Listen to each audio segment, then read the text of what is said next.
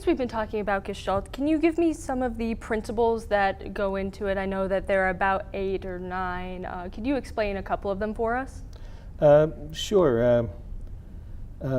Reification is the idea that a shape all of a sudden will represent something else.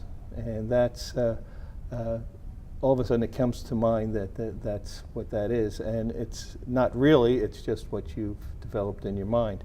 I often think that because I do a lot of hiking in the woods and I see rocks that I'll pass 3 and 4 times throughout the month, and then all of a sudden I notice that this giant rock looks like the head of a dragon.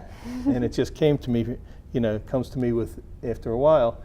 And then I see other things where I like to shoot into little ponds of, water ponds and I like to think about who's living underneath this, 6 inches of water in a ditch somewhere, So I shot some photographs, and then all of a sudden I looked at it, and it had the shape of an angel in the water, and the reflection in the water, and I thought, well, that's Gestalt, and so I could recognize that because I'm kind of trained in that, and but then what's nice is that I'll take that photo and I'll show it to somebody, and I'll go, so do you see anything in this? And most people don't, and then I'll go, no, wait a minute, and I'll look, see the head, and here's the wings, and all of a sudden, oh, yeah, there it is.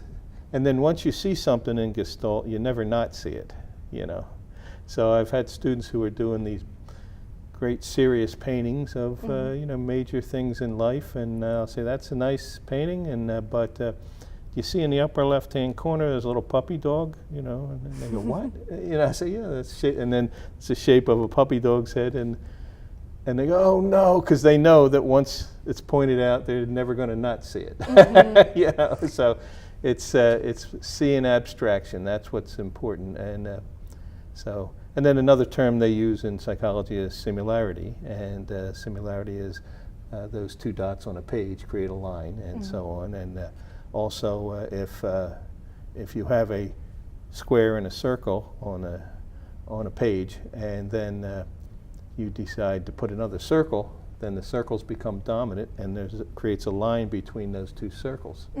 And so that's also Gestalt. And so as you do things, as you create, and this works in both 2 and 3 dimension, as you do things, this happens all the time. Every time you add something to a composition, it changes the game, and you have to be able to see things. And sometimes you don't see them until much later, so you have to be aware of it and then decide, well, I think I'm just getting Gestalt crazy on this one, maybe I don't need to rework that painting, but it's pretty, it's an addition to the creative process, and so it's like one of those things that helps with the evolution of the creativity.